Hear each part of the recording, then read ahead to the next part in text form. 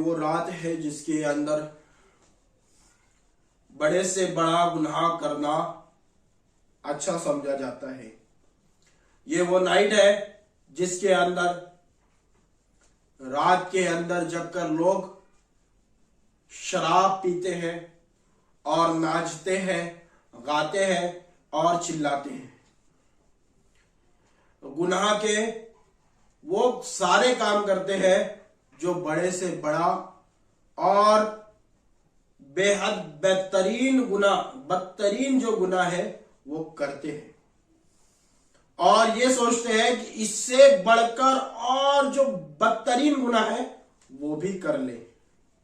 यानी सबसे पहले वो रात के अंदर डीजे लगाते हैं, खाना बनवाते हैं और डीजे लगाकर गाने बजाते हैं, नाचते हैं। उसके बाद में वो पीते हैं और खूब पी लेते हैं और पीकर डांस करते, नाचते, शोर मचाते, शराब के अड्डों को आबाद करते, गुनाह भरे काम करते। और ये सिर्फ हमारे मुसलमान ये ना सोचे कि मुसलमान नहीं करते, बल्कि मुसलमान भी करते और मुसलमान इलाकों में भी किया जाता है। गैर इलाकों में तो चलो बहुत सी मामला पैदा है, मगर ये मुसलमान इलाकों में भी मौजूद है। भाई क्यों खराबी मौजूद है ये? क्यों अल्लाह से आपको डर नहीं लगता? हाँ, ये बात सही है, आज मुसलमानों को अल्लाह से डर नहीं लगता। अगर मोमिन अल्लाह से डरता तो वो गुनाह क्यों करता? आज मुसलमान अल्लाह से नहीं डरता, इसीलिए गुनाह करता। अगर अल्लाह से वो डरता तो गुनाह बिल्कुल नहीं करता। आज अल्लाह से डरने वाले मौजूद नजर नहीं आते। अल्लाह की बारगाह में 5 वक्त वो हाजिर नहीं होता, उसके बारगाह में सर नहीं झुकाता और भी फिर भी वह अकड़ कर चलता है, फिर भी घमंड से चलता है। अजीजान मिल्लत इस्लामिया, ये दर अल्लाह का दर है जहां पर झुकना बेहद जरूरी है। 31st नाइट ये वो रात है जिसके अंदर गुनाह के अड्डों को आबाद किया जाता है, शराब पी जाती है, गुनाह किया जाता है, दारुओं की बोतल लेकर नाचते हैं, लड़कियां लड़के साथ नाचते हैं। पहली बात, नाचना हराम, दारू पीना हराम, शराब पीना हराम। और इस रात के अंदर इस तरीके से चिल्लाना, इस तरीके से शोर मचाना, इस तरीके से गुनाह के अड्डों को आबाद करना, ये सारा का सारा जो काम है ये सब हराम काम उस रात किए जाते हैं। गुनाह के अड्डों को आबाद किया जाता है, बड़े बड़े लॉज रेंट पर लिए जाते हैं, बड़े बड़ी होटलें रेंट पर ली जाती है, जहां पर लड़की लड़के साथ बैठकर दारू पीते हैं, सिगरेट पीते हैं और पूरी रात नाचते हैं और नाचने के बाद वो उस लॉज ही के अंदर पूरी रात बिताते हैं। उसके अंदर जिना जैसे बदतरीन गुनाह किए जाते हैं, उसके अंदर वो गुनाह किए जाते हैं जो अल्लाह तबारक व तआला ने मना किया है करने से। वो सारे काम उस रात में उस जगह किए जाते हैं। ये ना सोचे कि सिर्फ गैर मुस्लिम लोग करते हैं, बल्कि मुसलमान लोग भी उस जगह नजर आते हैं। मुसलमान लड़के ही नहीं बल्कि मुसलमान लड़कियां भी उस जगह नजर आती हैं।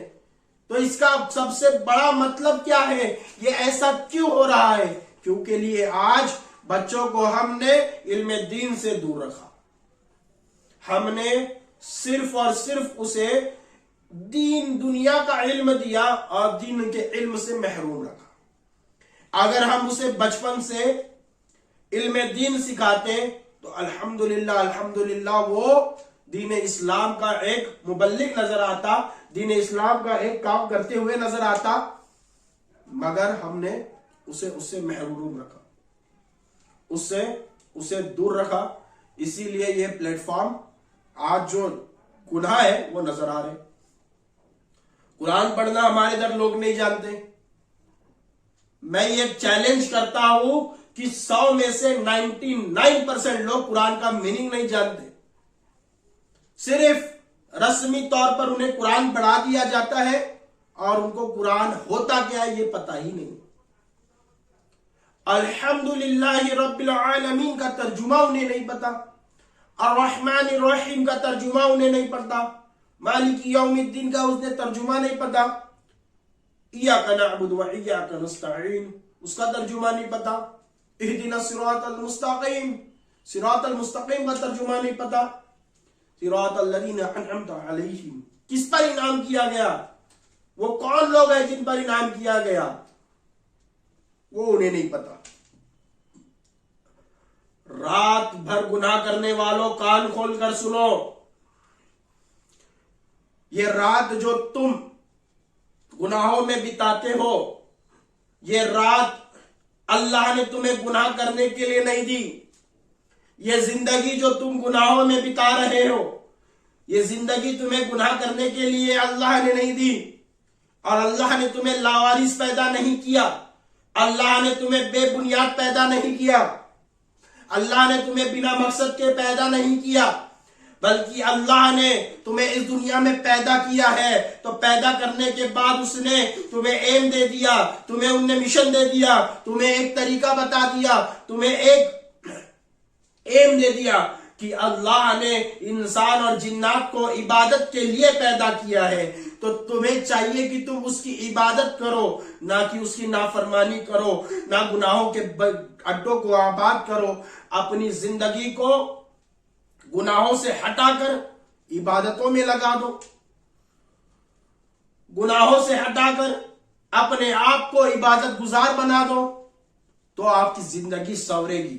जब आप इस तरीके से अपनी जिंदगी को एक नमूना बनाओगे दीन और सुन्नियत के लिए, तो आपका नाम दुनिया में रोशन होगा। मेरे अजीज भाइयों, गुनाहों से बचो, गुनाहों से बचो।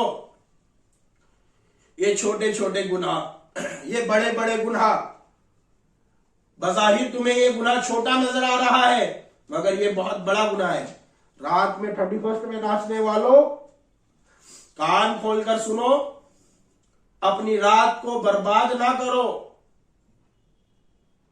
ये अल्लाह ने तुम्हें रात दी है इबादत के लिए, गुनाहों में मत गुजारो, बल्कि अल्लाह तबारक व तआला से आज सच्ची तौबा कर लो कि ऐ अल्लाह तबारक व तआला, हमने जो गुनाह किए हैं, इन गुनाहों से हम तौबा करते हैं, तेरी बारगाह में हाथ फैलाकर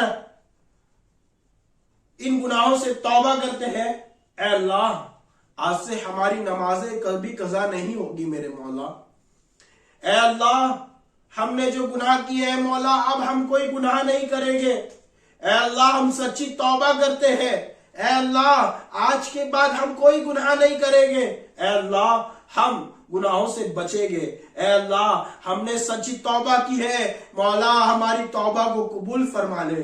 आज के बाद हम गाने बाजे नहीं सुनेंगे, ना नाचेंगे, ना गाएंगे, ना ही गुनाह के बाजारों को आम करेंगे। ऐ अल्लाह, हम बस तेरी इताअत करेंगे और तूने जो रास्ता बताया उस पर ही चलेंगे। मेरे मौला, हमें आज माफ कर दे। ऐ अल्लाह, हमने जो गुनाह किए उसे माफ कर दे। ऐ अल्लाह, हम से राजी हो जा। आज मौका है, दुआ कर लो, आज मौका है, माफी मांग लो, आज मौका है, तौबा कर लो। कल तौबा करना चाहोगे तो भी तौबा नहीं कर पाओगे। मेरे अजीज भाइयों, आज हम यहां हाजिर हैं सिर्फ और सिर्फ इस रात के बारे में बोलना था। मैं बोलना चाहता था, वक्त कम है, उसमें ज्यादा बोलने की कोशिश करनी थी, फिर भी जो वक्त मिला उसमें बोले।